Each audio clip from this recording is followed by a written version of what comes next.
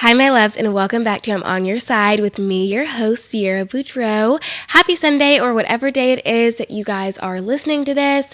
First off, a couple things that I want to touch on right off the bat. Number one, do you guys like the new background? If you guys are watching on YouTube or Spotify, sorry if you hear Fitz's little tap, tap, taps. I kind of have mixed feelings about Spotify Wrapped just because I feel like in previous years, it was so cool and so thorough, and now it feels like something that they do every year because they started doing it, and it was a really big draw for people, and now they're like, well, I guess we kind of have to keep doing it. That's how I feel personally, and I saw this thing on Twitter, and mind you, disclaimer, just because I saw it online doesn't make it true.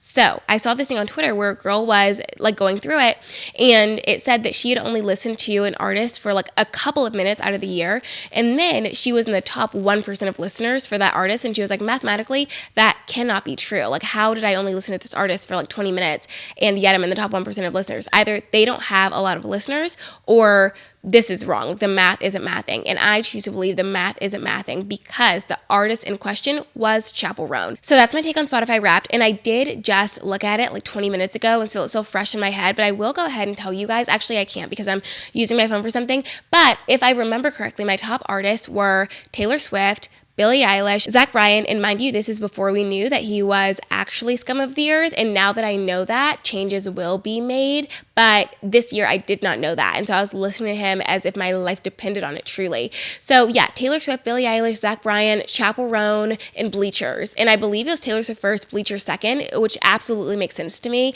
Jack Antonoff is the lead singer in Bleachers, in case you didn't know, and he also produces a lot of music, namely Taylor Swift's music, and he most recently produced a lot of songs on Kendrick Lamar's latest album, and so he is really, really influential in the music scene, and I just find it really frustrating just because as someone who has loved Jack Antonoff for years and years, I find it really frustrating when people believe that because he works with Taylor Swift, he only knows how to make music like that, and then they blame Taylor Swift's consistency with the production of her music on Jack Antonoff, and I'm like, Taylor Swift is a fully autonomous grown woman. Jack has proven time and time again that he can create different sounds for different artists, as he is so influential in the music space, especially in the pop music space, and now working with Kendrick. Like, I really find it such a disservice, one, to Taylor Swift's intelligence and her autonomy as an individual and as an artist. I think that Jack Antonoff completely controls the sound of her music. I think that is really disrespectful to Taylor, considering she is a 34, almost 35-year-old woman who has been dominating the music industry since the beginning of her career, truly,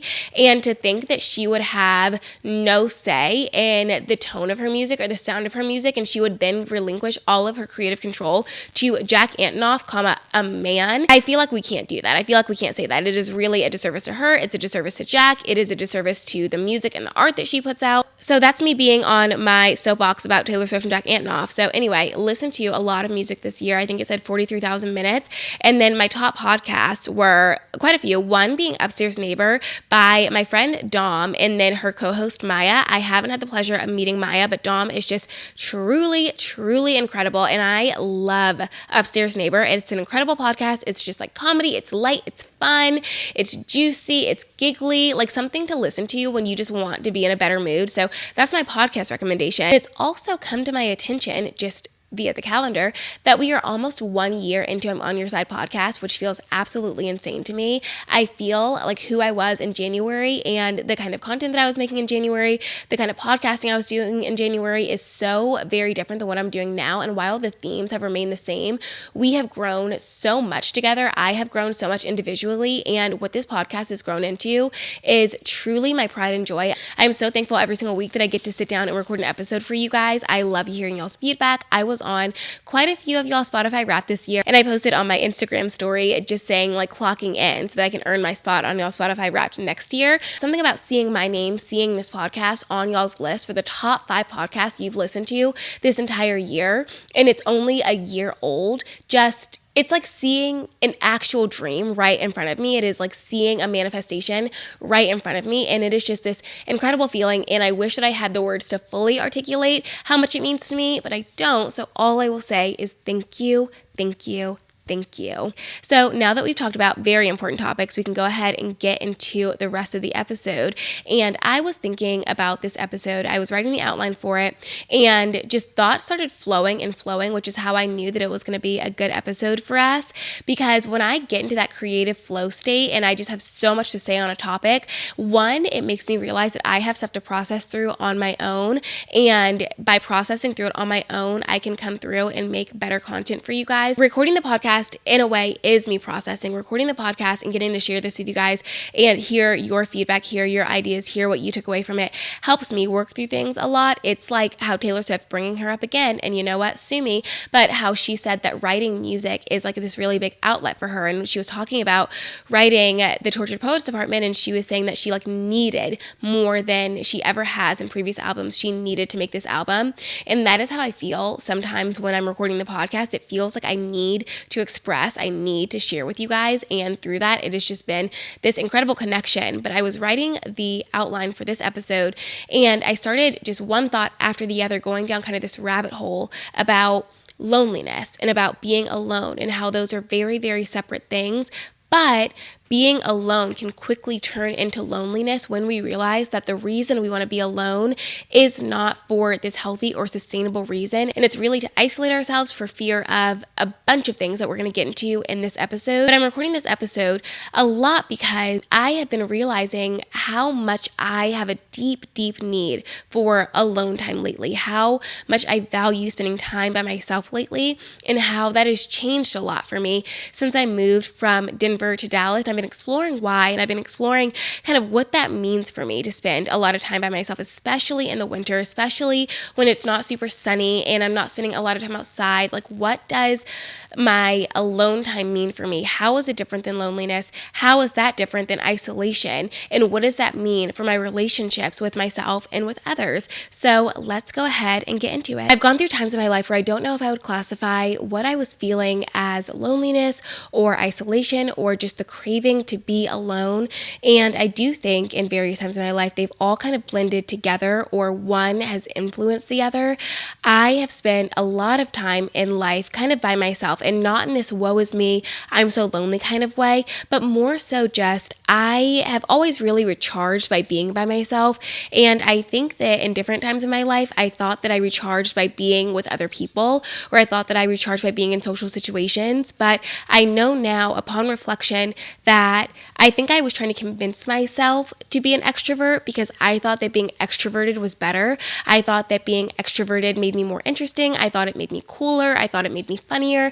If I could say that I was an extrovert, then that meant something good about me, right? And saying that I was an introvert meant something bad about me, because an extrovert is fun. An extrovert always has the right thing to say. An extrovert is funny. An extrovert is always invited. An introvert doesn't get invited out that much. An introvert spends a lot of time by themselves, maybe not out of choice, maybe because people don't really want them around. Like, I just had these preconceived negative feelings about being an introvert, and so I tried to push myself to be extroverted. Didn't realize that that feeling that I was getting at the end of social interactions wasn't necessarily me being filled up by being around people. It was me being filled up by the pride that I've done something good, and that's what I was really looking for. That's what I thrived on, that feeling of being good, that feeling that I made people laugh, that feeling that people were interested in me. I got filled up by other people's validation or their affirmation that I was who I believed myself to be.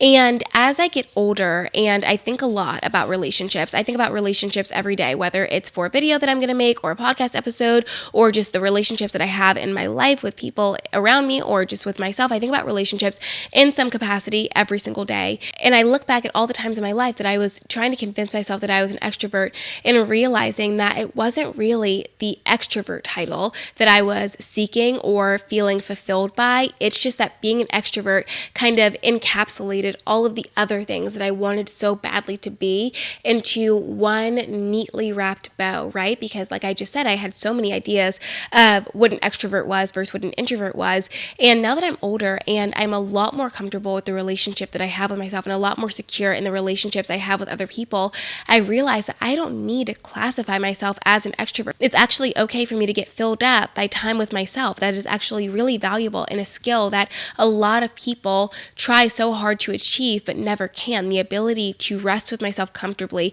and build a relationship with myself comfortably. And it's not because I wasn't invited. It's not because I wasn't wanted. It's because I chose to spend quality time, good time with myself. And I really do think that that's a skill. I really am so appreciative for it now. But in years past, I thought that it was truly the worst thing in the world to be an introvert. And years of self-acceptance, right? And how that's a little bit different than self-love. Self-love in the way is you look at everything about yourself and you say, I love this. I want this. I choose this. But self-acceptance looks like, okay, this is what I have right now. And maybe someday this is going to be different, for better or for worse. But this is what I have. So I've been working a lot on accepting myself as I am without feeling the need to keep it or change it in some way, but just letting who I am, the things about myself come as they come and go as they go, and know that there are core parts of myself that simply are sticking around because it is who I am, and actually learning maybe to love those things and not just accept those things, but to see those things as benefits, see those things as positives. And I think with being an extrovert, I wanted it so bad to be this core part of who I am. And when I finally accepted that I was being an extrovert, maybe for the wrong reasons, I was extroverted so that I could gain this validation or this affirmation from other people so that they could affirm the things that I thought about myself. If I was extroverted in a certain phase of my life, that doesn't mean that I was going to be extroverted for the rest of my life. And knowing that now, being in an introverted phase of my life, maybe this is who I've always really been underneath, and now I'm just allowing it to come to the surface, knowing now that this is good too. And I don't have to wish I was different. I don't have to wish I spent more time with people. I don't have to wish that I was a little bit more reserved and I didn't have the desire to go out and socialize with people, just knowing that it's going to kind of ebb and flow. But I've been thinking a lot about me being in this introverted time in my life and how much I really do value spending time by myself, and how being in social situations with people that I am not very, very close to does feel really exhausting in a way that it didn't. I've been thinking a lot about that in the way of COVID. I think COVID is when I first realized that I am actually not as extroverted as I've tried to make myself out to be, because I was spending obviously a lot of time by myself and I was spending a lot of time with my partner at the time. And I realized how much energy it took for me to be in these really big social settings, because I was just coming out of college, and in college it almost felt like it was demanded of you. If you wanted to have friends, if you wanted to know people, if you wanted to have a good time, you had to be okay with putting yourself in these situations where there's a lot of people, more of which you don't know than you do know, and you're always expected to be doing something, right? To live this college experience. You want to be out at parties, you want to be at the tailgate, you want to be having girls' nights, you want to be going out to $5 margaritas. You always want to be doing something so you can gain everything that you can out of the experience. And I appreciate so much of what I did in college. I appreciate it so, so much. If I just stop for a minute and ask myself at the end of those nights, did I have fun, or do I feel good because I feel like I affirmed something about myself, right? And I think the answer would have been a lot different than I really anticipated at the time.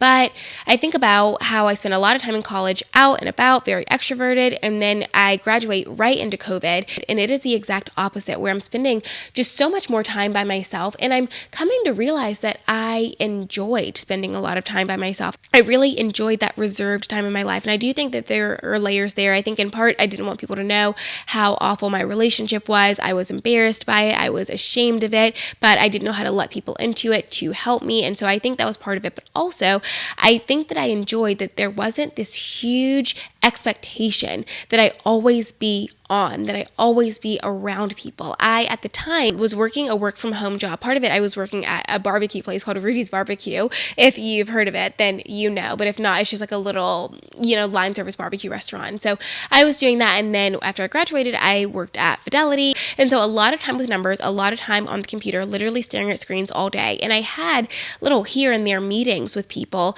but most of my day was spent alone, just like looking at numbers, looking at data, I guess. And so I started to really enjoy what that felt like. I started to really enjoy just knowing that I didn't always have to be this version of myself that is fun and bubbly and always has the right thing to say, the perfect thing to say, always has an interesting comment, always has something to add, right? Always has the perfect facial expressions, the right outfit, all of these things that I kind of centered my identity on. I centered so much of my identity on being this great fun time girl. And I did myself a disservice, I think, by allowing that to become a core part of my identity, because when I didn't feel like a good time girl, I felt like I was letting people down, and I felt like I was letting myself down. I always wanted to be on for people, and I enjoyed so much not feeling like I had to do that, just letting myself be as I was without feeling like I needed to pep it up, or I needed to tone it down, or I needed to be more, or I needed to be less. I needed to be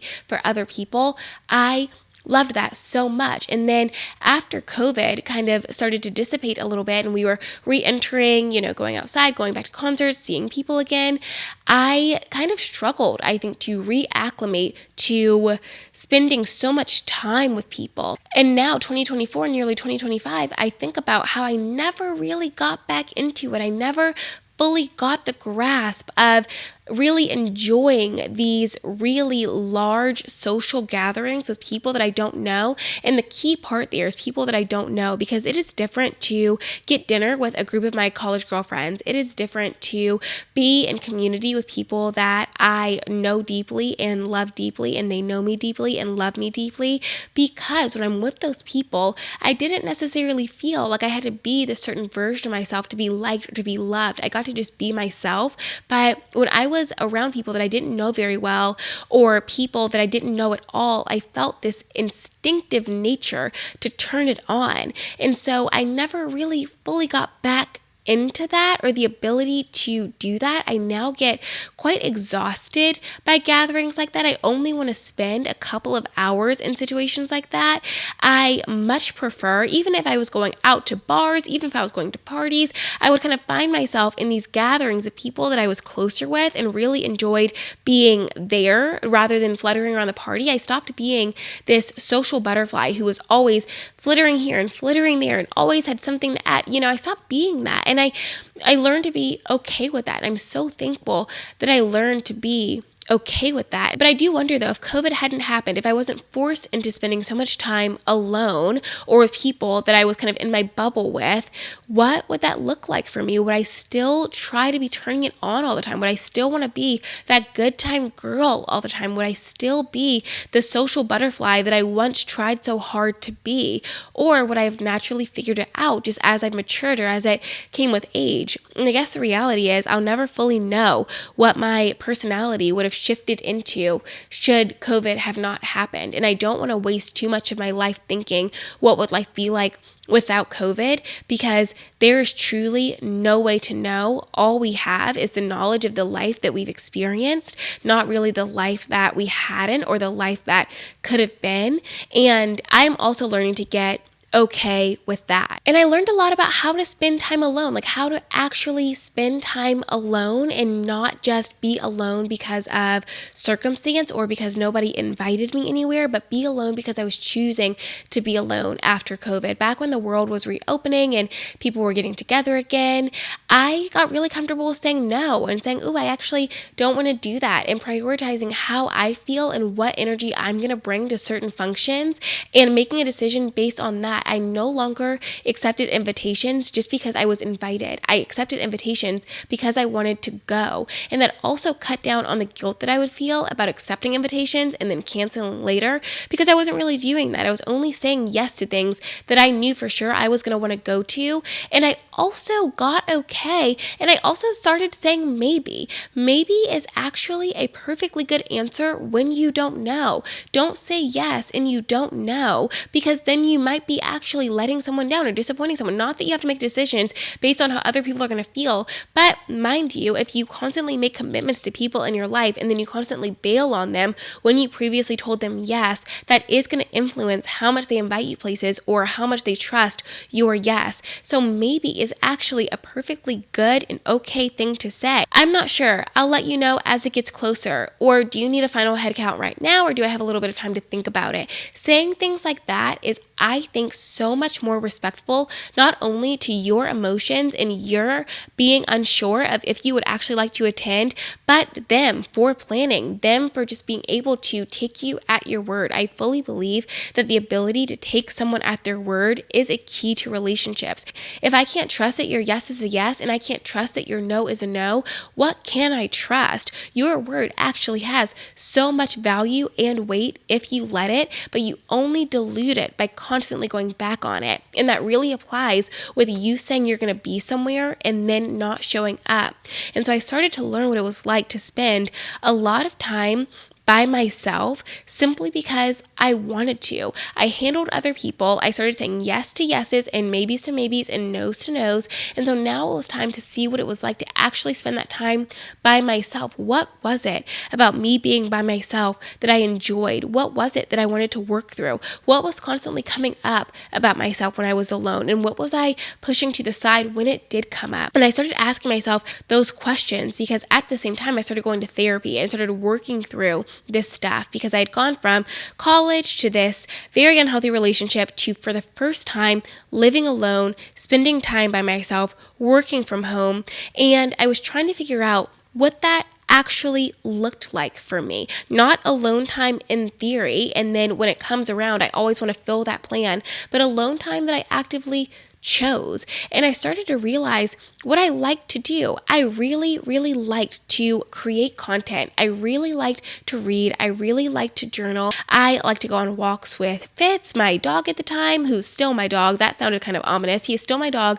but now I have Fitz and Lily. And I liked dating, which I know doesn't classify as alone time, but I noticed that if I had the choice between spending the night by myself and spending time on a date, I wasn't afraid of going on the date because I find that a lot of people, when they talk about dating, is like, why would I go out if I could just be by myself? Why would I go out and I could just be at home? And my question to that is, do you actually want to spend time by yourself? Do you actually value your alone time? Or are you afraid that if you go on this date, if you put yourself out there, if you open yourself up to a connection, you might get rejected? And that would sting worse than if you just took yourself out of the running in the first place. And I do think that if we are more willing to be honest with ourselves, a lot more of us would recognize it is actually the latter. It's we pull ourselves back from not only dating, that's just the example I used, but dating, connections with friends, connections with family, connections with other people that we might not know very well per se, like for connections with people that want to get to know us.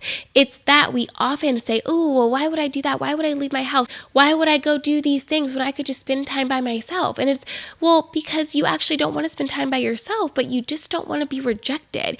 And I say to that, you have to give people the opportunity to love you. You have to give people the opportunity to enjoy spending time with you. You have to give people the opportunity to fill your cup. And if you constantly take yourself out of the running to be loved, to be connected with, you will find that it's not really alone time that you're valuing. You are worshiping isolation as if isolation is going to save you, as if isolation is going to protect you. But isolation is actually keeping you from all of the things that you actually want. If only you would allow yourself to admit that you want them.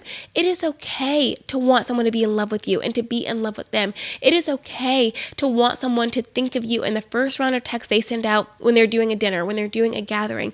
It is okay to want people to want to be in your presence at the same level that you want to be in their presence. And just because in the past, maybe someone rejected you, maybe someone hurt you, maybe you put yourself out there and didn't get the return that you were hoping for, doesn't mean that you don't deserve those things. Not everyone you meet is going to be your person. Not every person you go on a date with is going to be the person you marry. Not everyone that you start a friendship with is going to be your best friend in the entire world. Not everyone is going to be the pinnacle of that relationship, but that doesn't mean those relationships aren't as valuable. A relationship that doesn't end in marriage does not mean it's a failed relationship. A relationship that does not end in marriage can be so valuable in the way that it teaches you what you want and what you don't want. You learn so much about yourself in relationships. A friendship, that was good. You guys hung out, a couple of times a month. You enjoyed spending time with them,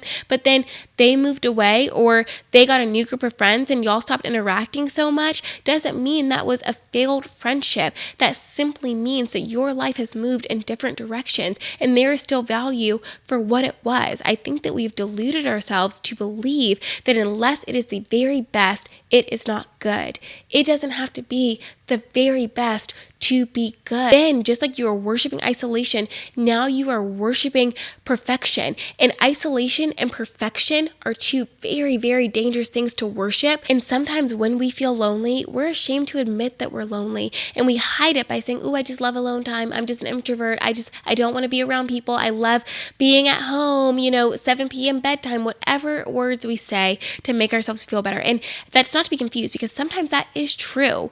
There is truth in that for some people, but that is not true for everyone. Sometimes when we feel lonely, we're afraid to admit that we're lonely, and so we hide it as if we have chosen this. Loneliness often is not the choice, but it is what we end up with. Loneliness can manifest in a million different ways too. Loneliness isn't just being by yourself with a dry phone, no plans, no contacts, no one to text. Loneliness can be you are in this group setting with so many people and you feel so incredibly on your own when you're second guessing everything you say because these people don't know you well enough or connect with you enough to know what you mean. And so you feel like you have to workshop every single sentence. You're not speaking freely. You're not moving freely. When you're getting dressed to go hang out with these people, you're hyper aware of everything that you're putting on your body in relation to what they might be putting on their body. Am I going to look like too much? Am I not going to look like enough? Are they bigger than me? Are they smaller than me? Are they going to look cooler in me? Do they have this outfit? Are they going to wear it tonight? Are they going to look better than me? Loneliness makes you think that something is wrong with you and everyone else notices it too. But that's the thing, that's a lie, that most people are not paying attention to you to the level, to the extent that you're paying attention to yourself. And we know this on the top level, but we have a really hard time believing it on like the soul level. We think that everyone is paying so much more attention to us than they are. And because of that, we just feel so lonely in these situations because we don't want people to actually know us. We want people to know this facade of us, this version of us, because if they know the full thing, then we go back to the possibility that they could reject us. And loneliness feels shameful because loneliness seems to say something about us. If we're lonely, that is our fault. If we're lonely, it says that people don't like us, people don't want to be around us, people don't choose us, people don't value us, people don't connect with us. Loneliness feels shameful, and it is not shameful. The opposite to loneliness often is honesty, because honesty inspires connection. When you can tell people that you need something from them, you need closeness from them, you need them to reach out to you, you really want to spend time with them, then you actually have such a good chance of finding what you're looking for. But it is really hard to find what you're looking for if you don't ever tell anybody that you're looking for it, right? People can love you so much better when they know what you need. So what is it that you need? Is it that you actually do value and need one-on-one time with people more than group settings? And when people invite you out to the bars, you actually don't feel like you've spent any time with them and you feel really, really lonely in those situations. And as much as you appreciate the invite, you really would love to just like go to dinner with them instead, spend time with them in a one-on-one way. Is it that you feel as if is it that every time you hang out with people, you feel like they're talking bad about you when you leave and you feel like they didn't actually want you there, but they were just doing it to be nice? Because if so, you can talk to the people in your life about that. Hey, this is this thought I'm having. It might be irrational. I don't really know what it's coming from, but I just want to tell you how I feel so that they can get the opportunity to show up for you and say, oh my God, no, we love having you around. We were literally just saying how much we loved having you there. Next week, are you free to do X, Y, and Z? Me and blah, blah, blah are getting together and we both talked about how much we love you. You have to give people the opportunity to say that to you. Loneliness is not shameful. It is not shameful. It doesn't say anything bad about you. Putting yourself out there can possibly lead to rejection, but you also have to remind yourself that anything and everything coming into your life and out of your life is alignment. That is it. Anything that comes to you is meant for you to find for the moment. Anything that leaves you is meant for you to let go of. That is alignment. It is not loss. It is all leading you to what you want, to who you are going to be. And the decisions that you make your life. You know this. We all know this. The shame that we're willing to confide in people about, the lie that we're willing to put out there and say, I know that this isn't true, and I would just really appreciate if you would affirm it with me too.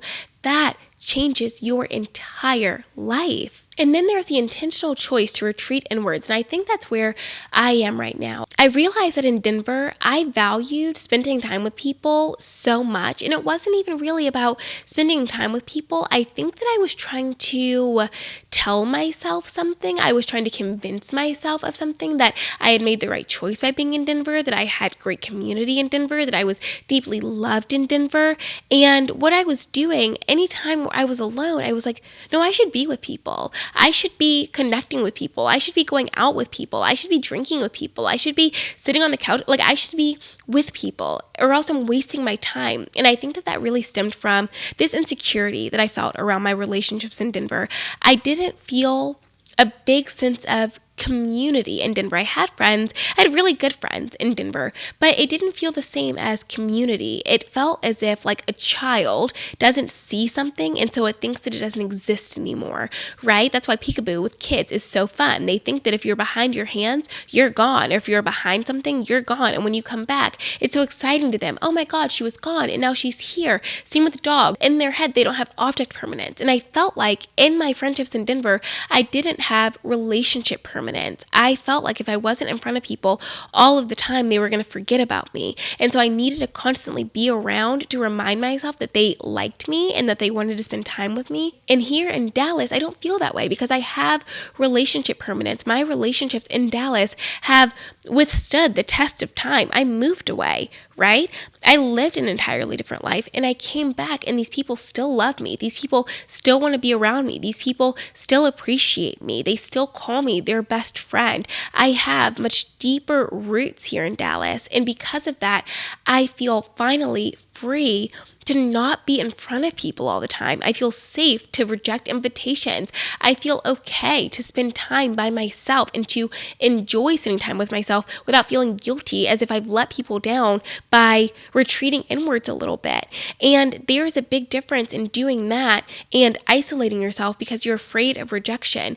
I am so secure in my connections that I do not believe that rejecting invitations or not being in front of people so much is going to lead to the demise of our relationships. That is the difference. I choose to be by myself because I like to be by myself. When I do choose to see people, it is so much fun. And I know that I can put my full energy into it because I'm not saying yes to everything. I'm not overextending myself. And I know that even if I say no, they're still going to love me. I know that even if I say no, they're not going to stop inviting me. They understand where I'm at. They appreciate where I'm at.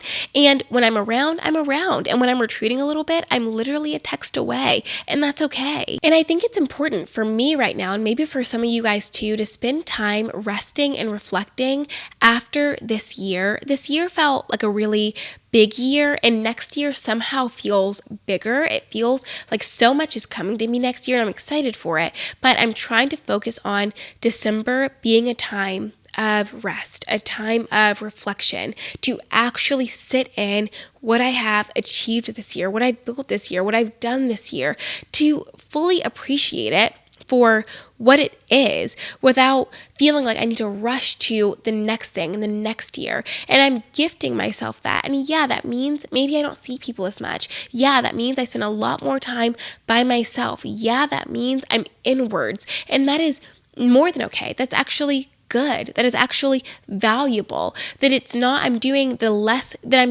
less valuable thing by spending time by myself. I am actually doing the more valuable thing. I want to connect with myself and get in tune with myself before next year, where I do feel like I'm going to be in a million different directions. I'm going to have more obligations, more responsibilities next year. And I'm so thankful to even feel that way. I'm thankful to have that deep feeling and also thankful that I can anticipate that feeling before it comes so that I know what I need to do now. And I want to share too, if you struggle with spending time alone because you are used to getting your validation, you are used to getting your personality from other people, personality in the way that other people tell you who you are, and then you become that for them, kind of like a chameleon. Other people show you who they are, and then you become a mirror ball to them, right?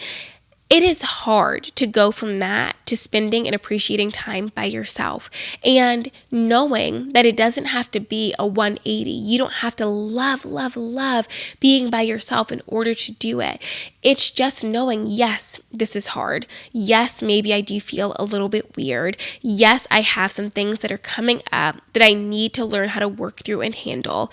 And yes, that is okay. And not being so afraid of big emotions, because I guarantee you, when you first start spending intentional time by yourself, big things are going to come up. Things that maybe you didn't even realize you were struggling with or thinking about in your subconscious, it's going to come up. As soon as you have the freedom to let it come up, it's going to come up. And so I suggest getting a therapist, getting a journal, getting both of those things, a therapist and a journal, so you can sit down and really get into the nitty-gritty of what that alone time is trying to tell you. I promise you, if you sit with yourself for long enough, you will learn so much simply by giving yourself the space to explore it.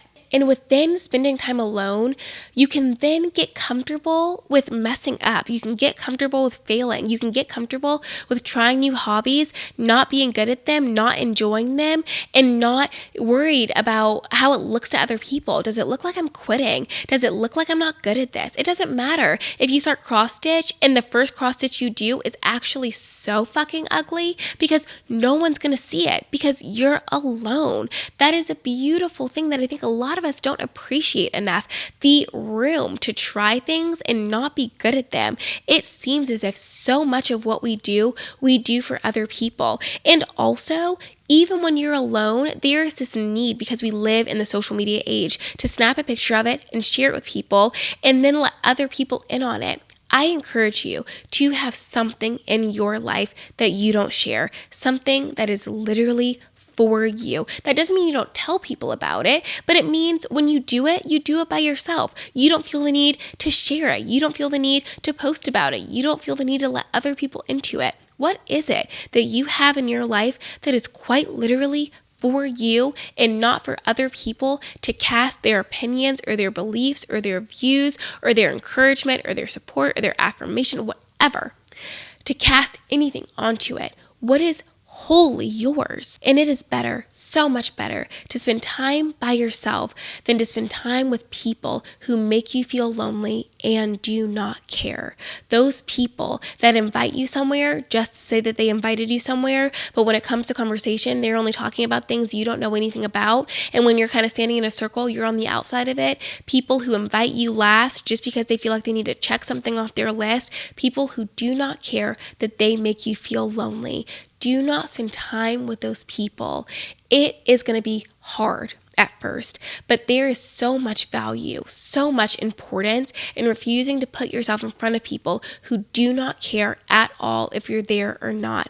There is a difference in being with people who want you there and people that tolerate your presence. When you're in those situations with people who make you feel incredibly lonely, the thing is, your brain isn't going to recognize that that is something negative that they're doing. Your brain is going to think that that is something negative that you're doing. You're going to think that you're doing something wrong. You're not in enough. You're not cool enough. You're not this enough. You're not that enough. That is where your brain is going to go because of insecurity, because of self-doubt, because of isolation. Your brain is going to go there. That's not true. People intentionally excluding you or making you feel lonely, even when you're in their presence, is saying something about them.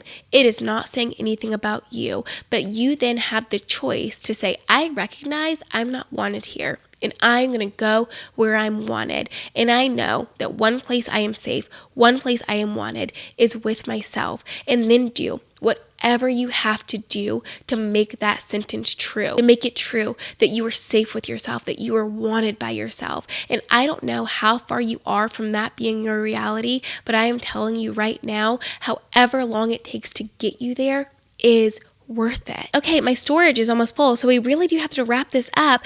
I have so much more I want to say, so I think that this conversation is going to come back up in later times in the podcast, and I can't wait to explore it more with you. But I hope that this episode reminded you of how valuable it is to spend time by yourself and the difference between isolation, which tells you you aren't worth being around other people, loneliness, which maybe you're around other people, but there's a disconnect between what you need and what's provided, and spending time by yourself, the intentional choice to be by yourself. And I also want to remind you that just because you feel lonely doesn't mean that you don't have some fulfilling relationships in your life. You could have an incredible partner and still feel lonely because you need an abundance of different relationships to feel fulfilled, not just the one, not just friends and no partner. If you do want a partner, and there's nothing wrong with wanting a partner, not just a partner and no friends, because just because that relationship is fulfilling doesn't mean you're not missing something else, right? But spending time by yourself, the intentional choice to spend time by yourself is worthwhile, however long it takes you for that to be true. And you are going to explore what it looks like to spend time by yourself, and you're quickly going to realize how beautiful it is to enjoy your own company and to enjoy your own presence. Things are going to come up for you, and you're going to work through them, and you're going to get to know yourself, and getting to know yourself is the work. Believe me when I say that. Getting to know yourself, exploring yourself, knowing what you like and do not like, what you want and do not want is the work. And when you see a lot of your life through that lens, you will realize it's not just about this ominous there. It is about getting there, and how much joy and goodness is to be found in that, in the person who is with you continuously from where you are to where you're going is yourself. I hope that this episode reminded you of a few things or maybe taught you a few things. I will see you next week, and I love you so much, and I'm on your side.